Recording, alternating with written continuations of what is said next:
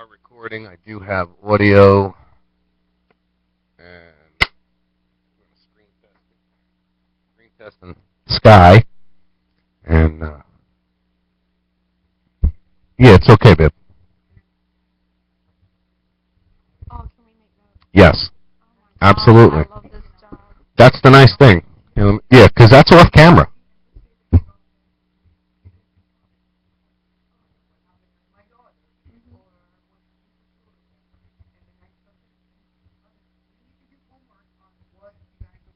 Yeah. The little. Yeah, you got to remember this is just right. Yeah. What I usually do is I have production notes usually before we go into the show. A mutual understanding of the topic that's going to be discussed. Correct. Exactly. All right. So we're rolling. Babe, will you close that door behind you? Leave me one. No, never mind. I'll be all right. All right. All right. So we're rolling now. Sounds good. Marker and I'm gonna get ready here and I'll bring us in.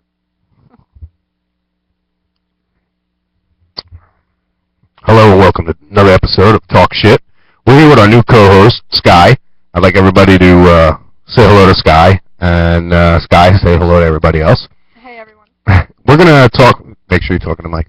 We're going to, today, one of our main subjects is going to be bullying, and I'd like to actually let Sky take the lead on this one. I know she's got some things she wants to talk about.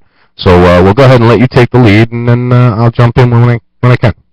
Well, to be quite honest, there's a lot of bullying going on in elementary school even. Mm-hmm. It doesn't just happen everywhere. I mean, elementary school I think is really important to start there, stop that there. Because very much so. I have a daughter that's in elementary school, so. Yeah, and I have a 6-year-old son. And he told me just the other day, a girl pushed him down. At 6. And at 6 years old, and skinned me, everything, the whole 9 yards, same shit happened to me. It's bull because it's happening. It's a vicious cycle. Everybody wants to start putting a stop to it, but nobody actually. They don't take significant amount of effort in putting a stop to bullying. It's stopping everybody's other bullshit. It's stuff that's irrelevant to the new generation, not just to us, because we're still around. Now, let me ask you this: do you think that bullying? The source of bullying comes from the house and home. I do honestly think that where children first see any type of wrong interaction between others, criticizing, rude comments, is indirectly exposed to them by their parents, usually by the parents. And by far it is innocent. It's never meant to corrupt the child's image of other people. But they first see, oh, mom's mad at dad because he didn't do this, so she's going to call him a lazy ass. Or, dad's pissed at mom because he thinks she didn't do anything and she's been sitting her fat ass on the couch. So, you get mad at a little girl in school and you're like, your parents tell you not to use those cuss words, so obviously there's a reason. So you definitely think that in that situation, it starts in the home. And me personally, I believe everything starts in the home. If we lead our children by example, then obviously, sure, what happens in the home will.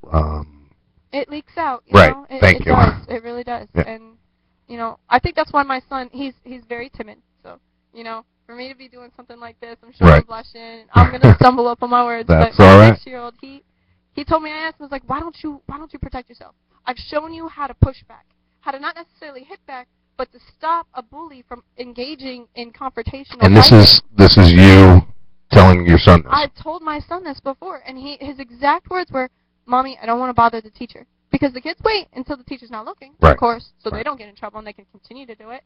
But, I mean, to know that a kid at 6 years old is so sneaky enough to wait, watch the grown-up, look away, then do destruction on some other person's, their little child is trying to grow up in this world. And we're trying to protect our kids. But the bullying in which it's going on, we just have to show our kids true kindness. Not so much hostility in front of them. Let's face it. I mean, the nation one day will be run by these children. Here it is. I'm 43 years old. You're half my age, and you will be one of those people that when I'm 80, that I look to run this country. And I mean, you really want to trust your country in my hands? Is what we're getting at. Right well, now. Basically, sure. I mean, if you teach your kids to be little bullies, and then I know in another 40 years from now, or more, that these are the type of kids we're going to have walking around the street. I mean, I'm not sure I'm comfortable with that. You know what I mean? No, definitely not. Because, to be 6 years old and have that little evil intent on bullying another child to make yourself feel better at 6, I mean, yeah, but that's kids. Drastic. That's kids, though. They hold on to that all their life because they're never corrected. So then they grow from being kids to teenagers, still bullying, from teenagers to monsters. To downright dirty little thieving, lying monsters that we still have to love because we're their parents. But we are the ones that started it in the very first place, and we're not going to realize that. People don't want to take responsibility for that. I do. My son will not hit a girl, nor will he hit another boy for picking on him. There's a boy in his class that calls him ugly. Held his arms down on the bus, plugged his nose, told him that he was going to punch him, told him he was going to kill him, and took his peanuts on the bus. Bus driver didn't do a thing because she didn't see it. Oh no, I would have. Oh yeah, that would have been an impossible situation. Well, that definitely would have been a bad situation. First thought, seeing my child sitting here crying, first day of school, first week or whatever, off the bus, I want to kick the kid in the throat. And then I have to remember, oh my God, it's an elementary school. Why are these kids doing this in elementary school? Like, I can't stop that. All I can do is nag, brag about it. Like, come on, people, stop. That's like when I used to go into the schools for my daughter to do something or, check on her or whatever the case may be. I walk around in awe. Excuse me. Looking at the way these kids are dressed, the way they act, and then you see them on the streets, outside that environment. Oh my God, they're little freaking monsters. It makes me want to smack them right in the face, I gotta tell you. Yeah. And I would love to videotape them, follow them home, and then show their parents. And exactly. I mean, how would you react if your oldest kid was out, came home? As far as you know, he's an angel. This kid's the greatest kid in the world. And then came home and I mean, somebody came and I knocked at your door and said, "Here, I want you to see. This is what your kid was out doing." What would you do? Basically, I'm just going to be honest. If someone had videotaped me being my mom and dad's innocent little angel up to the age of 13 years old, and then shown my parents, first bus to boot camp, I'm going to tell you right now, no, it's an embarrassment. Not going to happen. Yeah, well, that was one of my biggest fears about having daughters. I knew what kind of boy I was growing up, and now I have two girls that I have to watch out for all these little scumbags like myself. Oh my God. That intent goes on. Yes. See? Yeah. And it just like what you were saying. It's a never-ending vicious cycle. And that's one thing I've always dedicated myself to is trying to make sure. I mean, now a lot of people wouldn't agree with the way that I've raised my children, but the way I've raised my children was by teaching them the truth. Mm-hmm. I never sugarcoated anything, and I never hid anything from them. This way, I figure when the shit does hit the fan in your own life, you're prepared. You know how to handle these things. I have a relative that I won't mention any names or say who she is, but I only have two relatives. One's a boy and one's a girl. But she doesn't agree with the way that I raised my kids and told them the truth about sex, drugs, and rock and roll and everything. Same here. But my point that I made to her was, well, let's see how your children react when at 16, when life crisis happens or something tragic happens. Let's see how they handle it. Mm-hmm. And I got to say, in recent time here, we had quite a incident, and it was handled by my children just the way I would expect them to handle it. Exactly. They total troopers. They blew right through it. But see, I think that's the thing, because I'm the same way. I'm the same way with my 6-year-old. He knows about divorce. He knows about marriage. He knows where babies come from. He is very smart. He knows Spanish and sign language. He's had eye surgery and ear surgery. There's no reason to lie to him about it. Exactly. There really is not. Because if we lie, We give them the okay to continue to lie to us, right, and to lie to everybody else that they're going to stand in front of. Certainly. Hold yourself up with and look at it integrity. this way. Look at it this way. And let's talk about that for a sec. You're a young mother. You have young kids. Let's talk about drug use, cannabis. How have you thought about how you would approach your children? Because I know how I did. Most definitely. I was honest with my kids. I told them everything, showed them everything, made it very clear. Exactly. Okay. Exactly. Yes. I do not find a problem with it. I am not saying that there's anything wrong about it, but I did hide it from. I would hide it for a little while because they're innocent and they're going to be exposed to it eventually. But when the time comes that your son or your daughter walks up to you and says, "What's that funky smell?" Right. Or, exactly. Right. I'm going to sit them down. You have to be prepared to answer those questions. Exactly. You can't say, "What would you rather have?" You can't sugarcoat it. You can't say, it's just a funny smelling cigarette. Because then they're going to go ask little Johnny down the road, and little Johnny's going to say, "Well, hey, my mom and dad do that all the time. Come on over." And now you don't know what your kid's exposed to. So yeah, I agree with you there.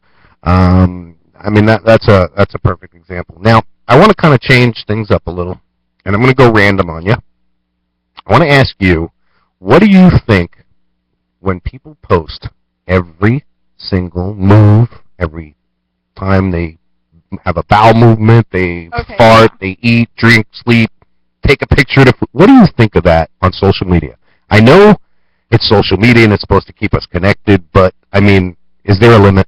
Of course, there's definitely a limit to that. I do not want to know what the color of your shit is. I do not want to know that you're in the bathroom on the phone with me, Facebooking me, taking a good healthy shit. We know you need to do I got no comment on that one.